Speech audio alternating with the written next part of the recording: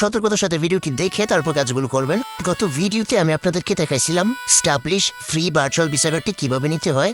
অনেকেই কমেন্ট করেছিলেন কীভাবে ডিপোজিট করতে হয়, সেই ভিডিওটি যেন দেখায়। তো আজকের ভিডিওতে দেখবেন কীভাবে ডিপোজিট করতে হয়।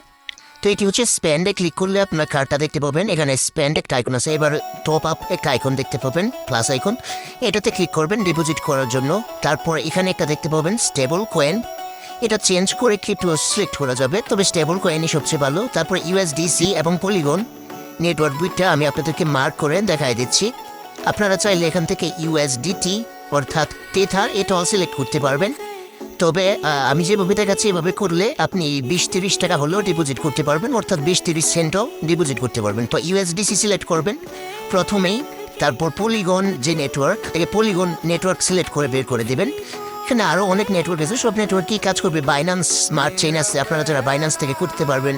তবে বাইন্যান্স থেকে করলে মিনিমাম অনেক বেশি, $10 নিচে করা যায় না। তাই আমি আপনাদেরকে একেবারে ছোট্ট করে যেন করতে পারেন এভাবেও দেখাচ্ছি। পলিগন নেটওয়ার্ক যেটা, এটাই সিলেক্ট করবেন, ইউএসডিসি এবং পলিগন। ইউএসডিসি হচ্ছে কারেন্সি, পলিগন হচ্ছে নেটওয়ার্ক। তারপর একটা কপি বাটন পাবেন, কপি বাটনে ক্লিক করে ইউর ওয়ালেট অ্যাড্রেস, এটা আমি মার্ক করে আপনাদেরকে দেখিয়ে দিচ্ছি, এটি কপি করে নেবেন। কপি করে নেওয়ার পর আপনারা চলে আসবেন গেট.আইও এই অ্যাপটিতে। এখানে দেখতে পাচ্ছেন আমার $1.76 রয়েছে। এখানে P2P এর মাধ্যমেও কিন্তু ডলার কিনে রাখা যায়। যদি আমি একটু আপনাদেরকে সরাসরি দেখাই তাহলে এই যে P2P একটা অ্যাসেটের নিচে P2P একটা অপশন রয়েছে। এই P2P থেকে আমরা বিকাশ নগদ পেমেন্টের মাধ্যমে এখান থেকে কিন্তু মিনিমাম $1 হলেও বাই করতে পারবো। এই বাই করা ডলারটি আমরা যে কোনো কার্ডেই রিলুট বা রিচার্জ করতে পারবো।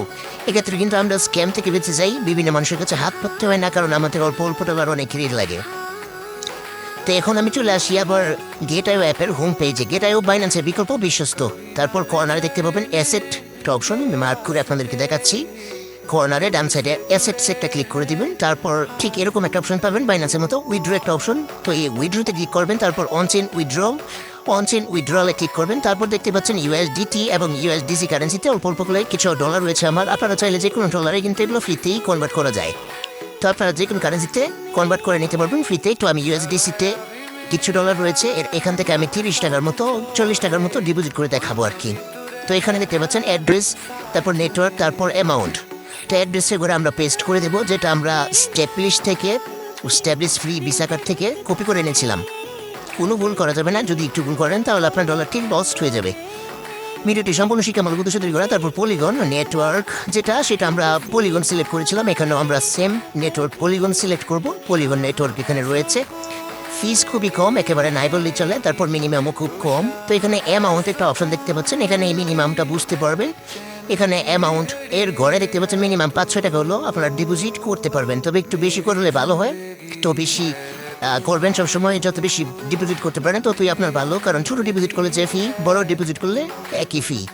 তো আমি এখানে ইউএসডিসি 0.3 অর্থাৎ 30 সেন্ট 35 টাকার মতো এটি সিলেক্ট করলাম। তারপর উইথড্র একটা অপশন পাবো, উইথড্রোতে ক্লিক করলাম। ফি আছে এখানে 500 টাকার মতো। তো আমি পাবো হচ্ছে 0.25 ইউএসডিসি অর্থাৎ 25 সেন্ট ডলার পাবো। স্টেবল কয়েন সবসময় একই রকম থাকে, আপনারা জানেন। ইউএসডিসি রেট কিন্তু বাড়েও না কমেও না। তো কনফার্মে ক্লিক করবেন। কনফার্মে ক্লিক করার পর আপনারা একটু লুট নিবে, একটু সতর্কতার সাথে ভিডিওটি দেখে তারপর কাজগুলো করবেন, আগেই লাফালাফি করে চলে যান না। তো এখানে এরকম একটা অপশন পাবেন, প্রসেসিং দেখতে পাবেন। এই প্রসেসিংটা 2-3 মিনিটই হয়ে যায়। তো এখানে দেখতে পাচ্ছেন আমার ট্যাপ টু কমপ্লিট এই যে স্টাবলিশ থেকে একটা মেসেজ এসেছে। এই যে আমি যদি স্টাবলিশে ঢুকি দেখতে পাচ্ছেন ইউরো 0.18 ইউরো পেয়ে গিয়েছি। ইউরো এটার রেট ডলার হিসেবে করলে কিন্তু 0.25 হবে, ঠিক আছে। তো পুরোটাই কিন্তু কার্ডে যুক্ত হয়েছে, কোনো ফি কাটে নাই। অ্যাপের ভিতর থেকে কোনো ইন্টারনাল ফি কাটে নাই, কমপ্লিট হয়ে গিয়েছে দেখতে পাচ্ছেন 0.25।